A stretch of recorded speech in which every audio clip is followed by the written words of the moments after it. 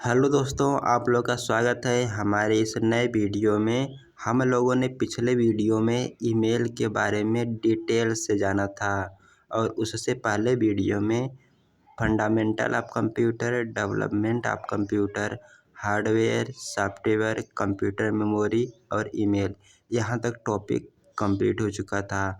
और इस वीडियो में जानने वाले हैं इंटरनेट और नेटवर्क के बारे में। इस वीडियो में जानेंगे कि इंटरनेट क्या होता है, इंटरनेट कैसे काम करता है, नेटवर्क क्या होते हैं, नेटवर्क कितने प्रकार के होते हैं, कोई भी डाटा ट्रांसफ़र कर रहे हैं तो उनमें किन प्रोटोकॉल की ज़रूरत होती है, इन सभी के बारे में डिटेल्स जानेंगे। अगर आप ट्रिपल-सी या फिर किसी ऐसे एग्ज़ाम की तैयारी कर रहे हैं जिसमें कंप्यूटर से संबंधित क्वेश्चन पूछे जाते हैं तो ये वीडियो आपके लिए बहुत ही इम्पॉर्टेंट होगा। तो चलिए बिना देरी किए हुए वीडियो को शुरू करते हैं। सबसे पहले जानते हैं इंटरनेट क्या है। इंटरनेट नेटवर्कों का नेटवर्क इंटरनेट कहलाता है। अब यहाँ पर बात आती है कि नेटवर्क क्या होते हैं। नेटवर्क एक दूसरे से जुड़े कंप्यूटरों का समूह ही नेटवर्क कहलाता है। जैसे यहाँ पर हमारे पास 5 कंप्यूटर हैं, इनको हम किसी माध्यम से कनेक्ट कर दिए हैं तो एक दूसरे को डाटा ट्रांसफ़र कर सकते हैं, तो यह एक नेटवर्क को स्थापित कर रहे हैं। इसी प्रकार से बहुत सारे कंप्यूटर हैं, बहुत सारे समूह हैं, उन सभी का जो नेटवर्क होगा उसे हम लोग इंटरनेट बोल देंगे। ओके, तो बात यहाँ पर आपको समझ में आ गई होगी कि नेटवर्क और इंटरनेट में क्या अंतर है और क्या होते हैं। तो चलिए अब जानते हैं। कोई भी डाटा ट्रांसफ़र करते हैं तो वहाँ पर 2 प्रोटोकॉल की ज़रूरत होती है। पहला है टीसीपी, दूसरा है आईपी। तो हमारा जो टीसीपी प्रोटोकॉल है इसका फुल फॉर्म है ट्रांसमिशन कंट्रोल प्रोटोकॉल और आईपी का फुल फॉर्म है इंटरनेट प्रोटोकॉल। हमारा जो टीसीपी प्रोटोकॉल है ये किसी भी इंफॉर्मेशन डाटा को छोटे छोटे टुकड़ों में तोड़ता है। और इसके बाद आईपी प्रोटोकॉल है, यह इंफॉर्मेशन को रिसीवर तक भेज देता है। ओके, तो टीसीपी आईपी प्रोटोकॉल आपको समझ में आ गया होगा कि जब कोई भी डाटा हम किसी के पास भेजते हैं तो वहाँ पर 2 प्रोटोकॉल की ज़रूरत होती है। पहला है टीसीपी, दूसरा है आईपी। टीसीपी प्रोटोकॉल आपके डाटा को सबसे पहले टुकड़ों में तोड़ देता है, फिर आईपी प्रोटोकॉल उस डाटा या इन्फॉर्मेशन को रिसीवर तक भेज देता है। तो चलिए जान लेते हैं। यहाँ पर हमारे टीसीपी और आईपी के जनक है विंडसर्फ है और यही इंटरनेट के भी जनक हैं विंडसर्फ। ओके, तो विंडसर्फ को याद रखना है, यह है टीसीपी आईपी प्रोटोकॉल और इंटरनेट के जनक हैं। अब यहाँ पर आपके मन में एक सवाल आ रहा होगा कि दुनिया में इंटरनेट को कौन कंट्रोल करता है। तो आईकन एक संस्था है जो दुनिया भर के इंटरनेट को कंट्रोल करता है।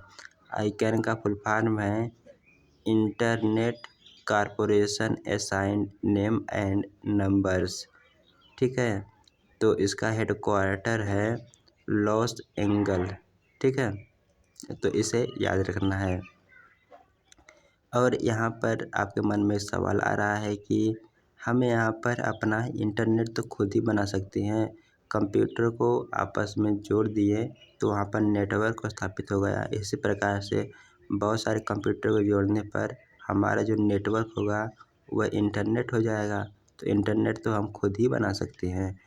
तो यहाँ पर इंटरनेट को बनाना आसान नहीं होता है। बहुत यह है, आपके पास सभी डाटा नहीं होगा। तो वर्तमान में जो भी हमारे पास इंटरनेट चल रहा है इसे जो है आईकन संस्था कंट्रोल कर रही है। ठीक है, तो आपको यह समझ में आ गया होगा। अब यहाँ पर नेटवर्क तो मैंने बताया कि नेटवर्क क्या है। नेटवर्क 2 या 2 से अधिक कंप्यूटरों का एक दूसरे से जोड़ना ही नेटवर्क कहलाता है। यहाँ पर इंटरनेट से के माध्यम जोड़ना नेटवर्क कहलाता है। ठीक है, तो यह इंटरनेट नहीं रहेगा। 2 या 2 से अधिक कंप्यूटर को एक दूसरे से जोड़ना ही उसका नेटवर्क कहलाता है। ठीक है, तो या फिर इस प्रकार कह सकते हैं कि एक दूसरे से जुड़े कंप्यूटर का समूह ही नेटवर्क कहलाता है। ठीक है, तो इंटरनेट तो नेटवर्क से ही परिभाषित हो रहा है, तो इंटरनेट के माध्यम से जुड़ना कैसे संभव है। तो चलिए हम जान लेते हैं हमारा नेटवर्क को स्थापित करने के लिए किन किन चीज़ों की ज़रूरत पड़ती है। तो हमारे पास नेटवर्क को स्थापित करने के लिए मुख्य रूप से 4 ही चीज़ों की ज़रूरत पड़ती है। पहला है रिपीटर्स। रिपीटर्स क्या करता है, यह आपके सिग्नल को बढ़ाने का काम करता है। इसी प्रकार से दूसरा है राउटर, यह आपके डाटा या फिर सिग्नल को पाथ दिखाता है। और हब क्या है, हब भी एक प्रकार का कंप्यूटर होता है। ये सभी डिवाइस जुड़कर नेटवर्क को कंट्रोल करता है, इसलिए इसे सर्वर कहते हैं। सर्वर ही हब होता है, यह एक प्रकार का सुपर कंप्यूटर ही होता है जो कि सभी डिवाइस से जुड़ा होता है। जैसे यहाँ पर हमारा जो फ़ोन मान लेते कंप्यूटर है, PC1, PC2, PC3, PC4, यह एक दूसरे से हब से जुड़ा होता है। हब क्या है, हब भी एक सुपर कंप्यूटर ही है। अब हम मान लेते हैं हम PC1 से PC4 में डाटा को ट्रांसफ़र कर रहे हैं, तो ये सबसे पहले हमारा डाटा हब को जाएगा, यानी कि मेन कंप्यूटर को जाएगा। फिर इसके बाद यह PC4 को सेंड कर देगा।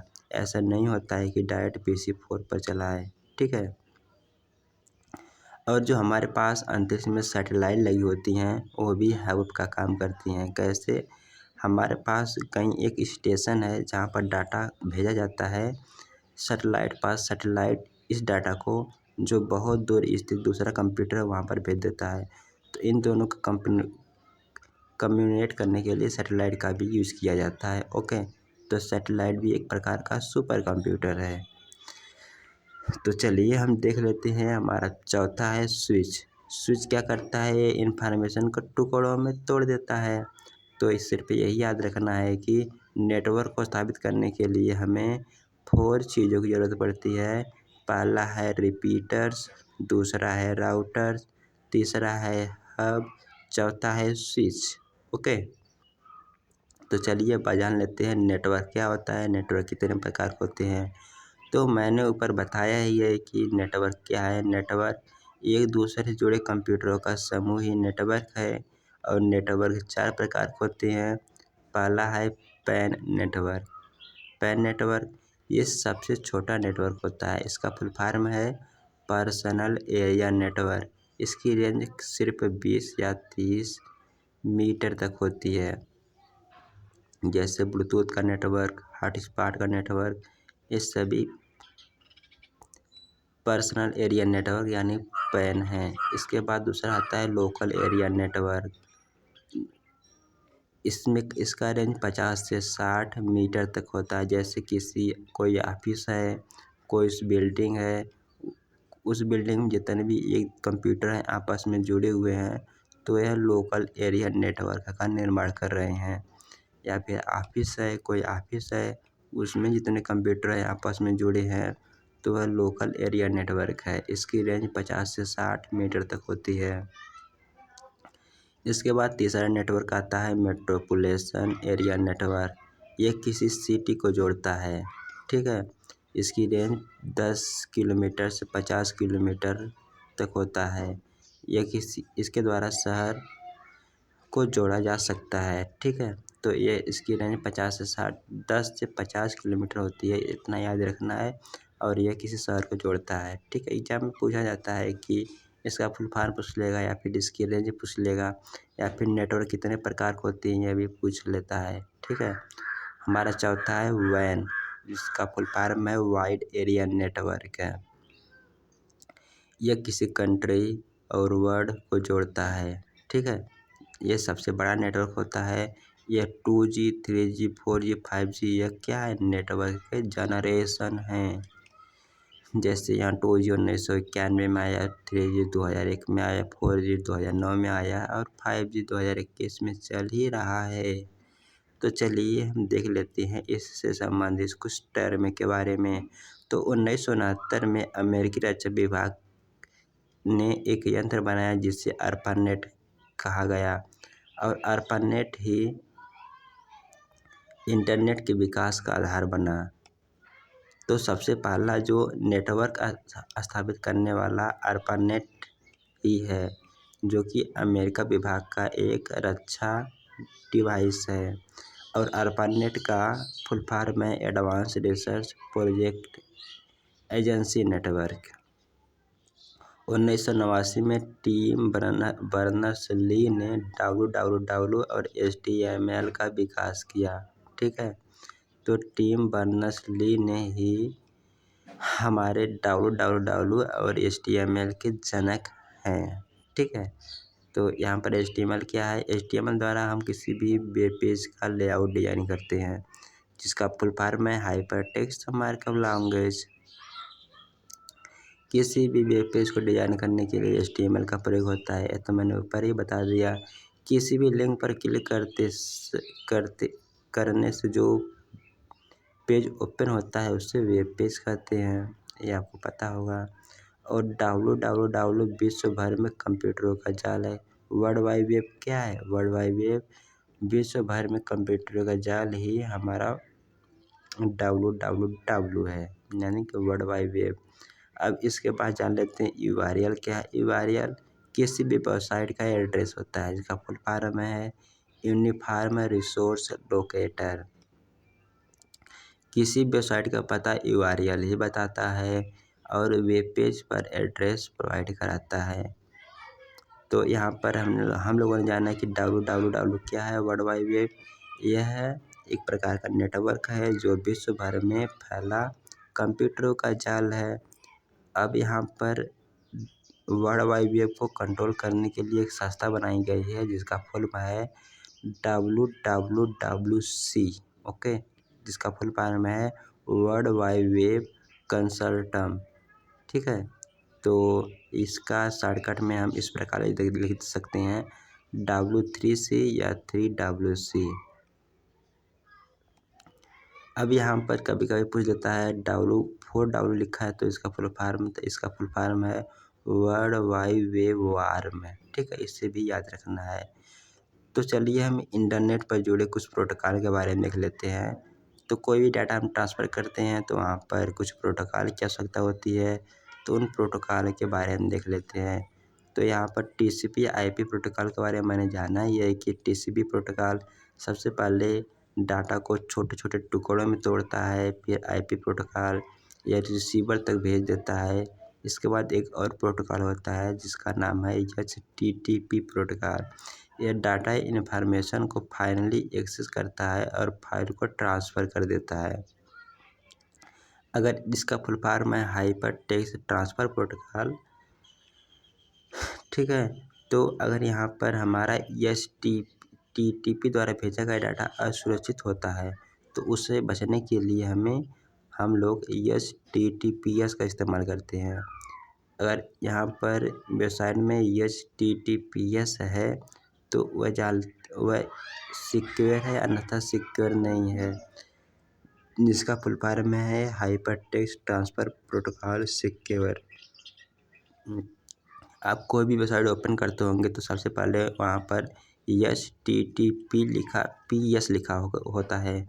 अगर यस नहीं लिखा है तो वेबसाइट सिक्योर नहीं है, यदि यस लिखा है तो सिक्योर है। तो यहाँ से आप पता लगा सकते हैं कोई वेबसाइट कैसी है। ओके, अगर कोई वेबसाइट सिक्योर नहीं है तो उस पर जाना नहीं चाहिए, आपका डाटा लीक हो सकता है। ओके, तो चलिए हम आगे बढ़ते हैं। अब जानते हैं कुछ और इम्पॉर्टेंट पॉइंट के बारे में। तो इंटरनेट से जुड़ने के लिए हमें किन चीज़ों की आवश्यकता पड़ती है, इसके बारे में देख लेते हैं। पहला है तो हमारा पर्सनल कंप्यूटर, जो भी हम अपने घरों में यूज़ करते हैं, पर्सनल कंप्यूटर होना चाहिए। दूसरा है ISP, इंटरनेट सर्विस प्रोवाइडर, जैसे आपका जियो होगा, VI हो गया, एयरटेल हो गया। ये सभी क्या है? इंटरनेट सर्विस प्रोवाइडर हैं जो कि इंटरनेट सेवा प्रदान करते हैं। इसके बाद आपके पास कोई ब्राउज़र होना चाहिए, जैसे हमारे पास क्रोम हो गया या फिर हमारा यह है मोजिला फायरफॉक्स हो गया। कई प्रकार के ब्राउज़र आते हैं, कोई ब्राउज़र होना चाहिए और एक सर्च इंजन होना चाहिए। ठीक है, तो ब्राउज़र और सर्च इंजन क्या है, इसके बारे में काफ़ी लोग कन्फ्यूजन होता है। यह ब्राउज़र जो होता है एक एप्लीकेशन है जो कि वेब पेज को सर्च करता है। ठीक है, जो भी वेब पेज या फिर वेबसाइट सर्च होता है वह सर्च इंजन के द्वारा ही होता है। जैसे गूगल भी एक सर्च इंजन है। जो हमारा क्रोम होता है इसमें बाय डिफ़ॉल्ट हमारा जो गूगल सर्च इंजन लगा ही होता है। आप उस सर्च इंजन को बदल भी सकते हैं। जैसे दूसरा सर्च इंजन लेते हैं, डकडगो हो गया, याहू हो गया, ये सभी क्या है? ये सभी सर्च इंजन है जो कि ब्राउज़र के द्वारा ही हम किसी वेब पेज या वेबसाइट तक पहुंचने का एक माध्यम है। इसके बाद हम देख लेते हैं हमारा 5वां है मॉडम। मॉडम क्या करता है? यह मॉड्यूलेशन और डीमॉड्यूलेशन करता है। जैसे हमारा जो कंप्यूटर होता है ना, ये सिर्फ डिजिटल को ही समझता है। डिजिटल मतलब बाइनरी लैंग्वेज समझता है, 0 और 1 को समझता है। और किसी भी डाटा को ट्रांसफ़र करते समय हमें एनालॉग सिग्नल की ज़रूरत पड़ती है। तो इसलिए हम मॉडम का यूज़ करते हैं। मॉडम क्या करता है? आपके कंप्यूटर के डिजिटल जो डाटा है सबसे पहले उसे एनालॉग में बदलेगा। फिर आप जिसके पास भेज रहे हैं उसके कंप्यूटर में भी मॉडम लगा होगा और वह जो क्या करेगा, आपके जो एनालॉग डाटा है उसे डिजिटल में बदलेगा, फिर वहाँ से आपके कंप्यूटर समझ लेगा। तो इतना ही काम होता है मॉडम का। सिर्फ इसी के द्वारा डाटा को ट्रांसफ़र किया जाता है। फिर 6वां है कम्युनिकेशन मीडियम होना चाहिए आपके पास। जैसे कोएक्सियल केबल या फिर सैटेलाइट या फिर कई प्रकार के हमारे पास कम्युनिकेशन मीडियम होते हैं। तो इसके बारे में भी जानेंगे। तो चलिए इसके बारे में तो बता दिया। पहला एक पर्सनल कंप्यूटर होना चाहिए, दूसरा ISP होना चाहिए जैसे जियो, एयरटेल, BSNL, वोडाफोन। और वेब ब्राउज़र होना चाहिए। वेब ब्राउज़र जैसे इसके नाम याद रखिए, एग्जाम में सीधे क्वेश्चन पूछ लेता है। यह वेब पेज को सर्च करने के लिए प्रयोग होता है। जैसे Google Chrome, Mozilla Firefox, Opera Mini, Avant, Vivaldi. ये क्या है जी? विवाल्डी, इंटरनेट एक्सप्लोरर, सफारी जो कि एप्पल का है। यह जो माइक्रोसॉफ्ट का है, माइक्रोसॉफ्ट एड्स, VC जो चाइना का है। ठीक है, ये सभी क्या है? वेब ब्राउज़र है। अब इसके बाद हम सर्च इंजन को देख लेते हैं। यह जो क्या करता है ना, ये वेबसाइट को सर्च करता है। जो कि आप कोई भी आपका ब्राउज़र है उसमें आप यह सर्च इंजन लगा सकते हैं। जैसे गूगल है, याहू है, बिंग है, यांडेक्स है जो कि रसिया का है, डकडगो है, नेवर है, एक्साइट है, बिंडू है जो कि चीन का, बाइडू जो कि चीन का है, चाचा.com, all.com, ask.com, ये सभी सर्च इंजन हैं। ओके, अब हमारे पास 5वां था मॉडम। मॉडम के मैंने बता ही दिया है कि ये डाटा को मॉड्यूलेट डीमॉड्यूलेट करता है। हमारा कंप्यूटर सिर्फ डिजिटल को समझता है और डाटा को ट्रांसफ़र करते समय एनालॉग सिग्नल की ज़रूरत पड़ती है। तो मॉडम क्या करता है? हमारे डिजिटल को एनालॉग में बदलता है, फिर एनालॉग को डिजिटल में बदल देता है। तो हम लोगों ने जाना यहाँ पर मॉडम के बारे में। अब कम्युनिकेशन मीडियम के बारे में देख लेते हैं। यह केबल हो सकता है, वायर्ड हो सकता है और वायरलेस भी हो सकता है। इसके बारे में आगे जानेंगे। तो चलिए हम देख लेते हैं। सबसे पहले यहाँ पर IP एड्रेस क्या होता है, IP के बारे में देख लेते हैं। इसका फुल फॉर्म है इंटरनेट प्रोटोकॉल। तो IP एड्रेस जब किसी इंटरनेट साइट को एक्सेस करना हो तो सर्वर हमेशा एक IP एड्रेस प्रदान करता है। ओके, तो यह IP एड्रेस क्या है? हर एक कंप्यूटर की एक पहचान है। एक कंप्यूटर को इंटरनेट से जोड़ने के लिए आवश्यक है। एक कंप्यूटर की पहचान को दर्शाता है। इसके बाद देख लेते हैं हम, प्रत्येक कंप्यूटर का IP एड्रेस अलग अलग होता है। मतलब हर एक IP एड्रेस यूनिक होता है।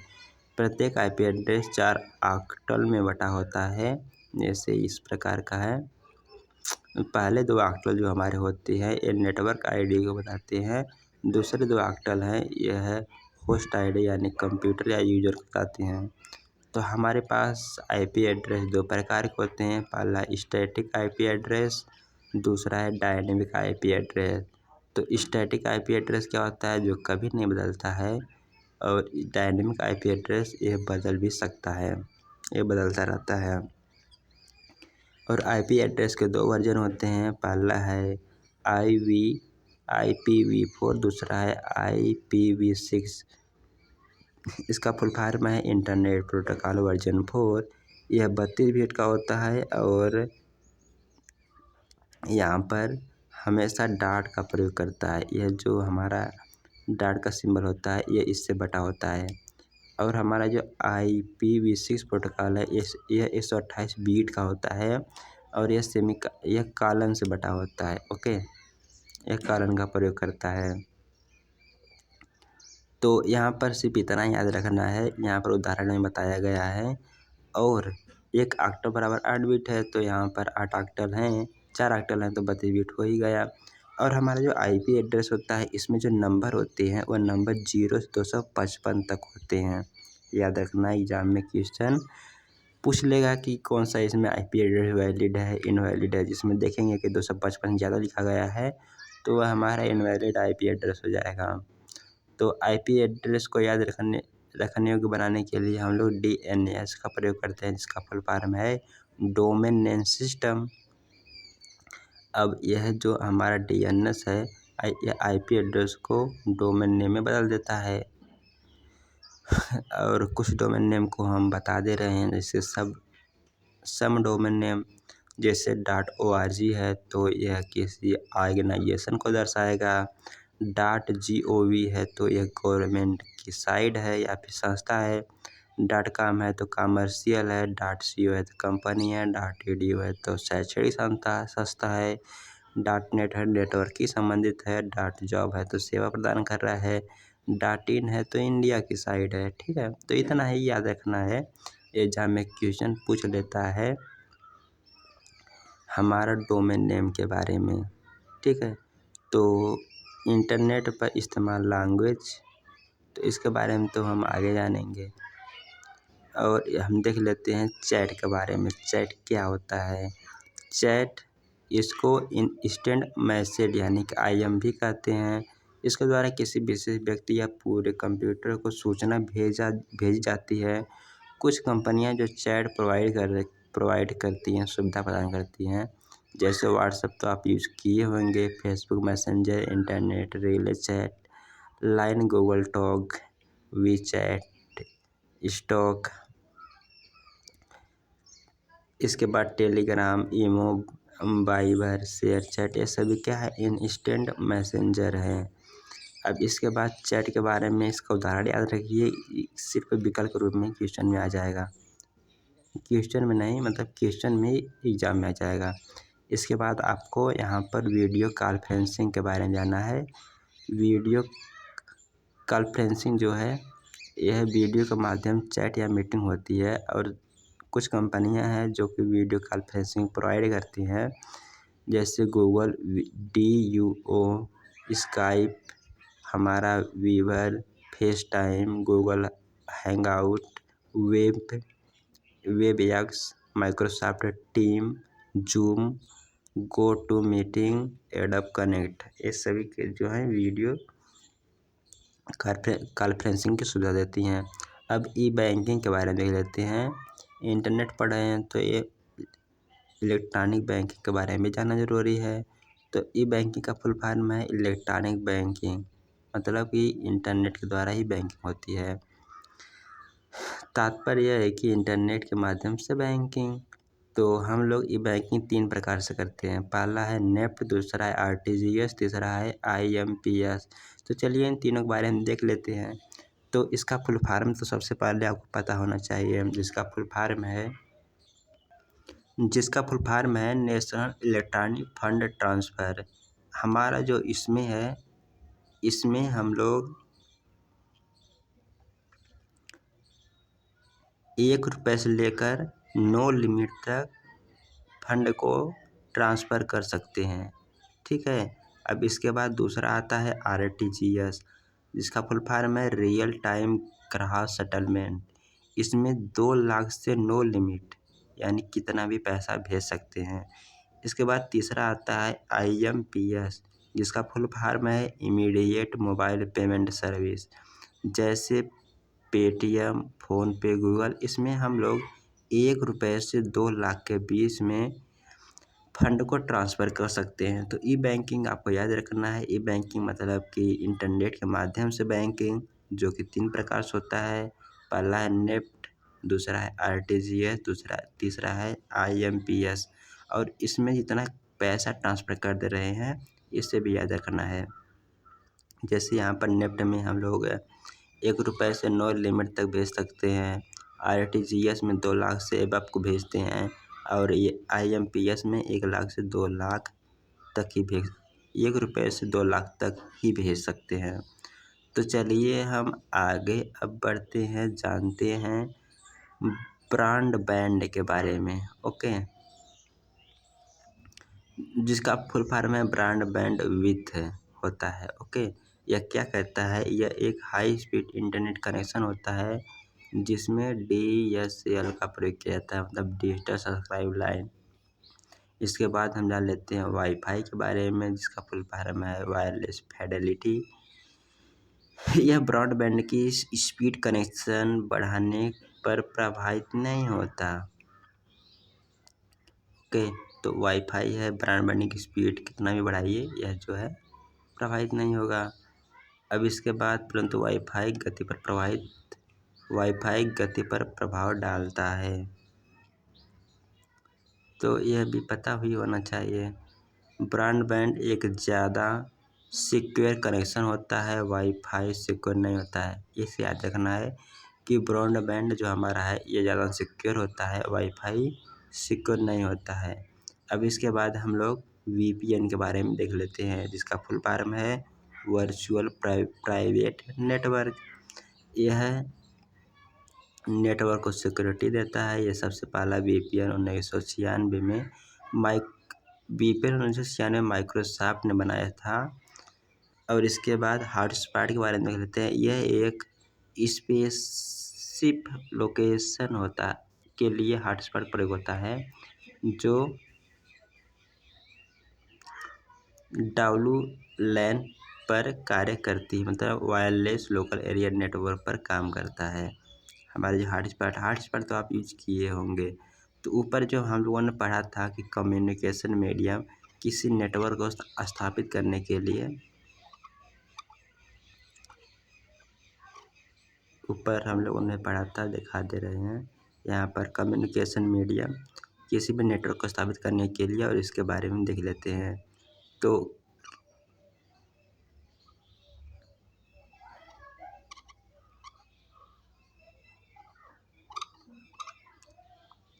तो कम्युनिकेशन मीडिया हम लोग 3 प्रकार से करते हैं। पहला है हमारा कोएक्सियल केबल, फिर दूसरा है ट्विस्टेड केबल, फिर फाइबर ऑप्टिकल केबल, और तो सैटेलाइट के भी द्वारा होता है। तो इन्हें मेन आप 3 ही बारे में याद रखिए।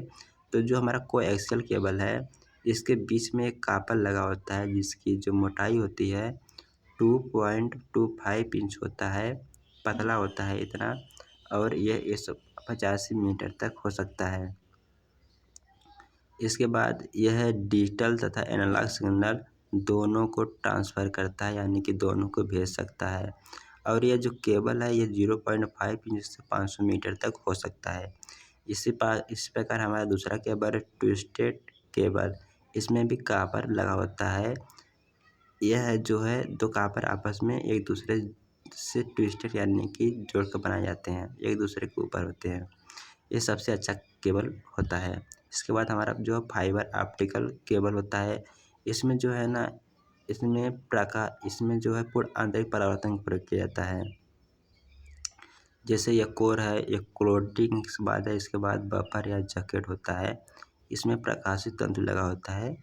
तो optical fibre cable, fibre optical cable, twisted cable, coaxial cable को ही याद रखना है।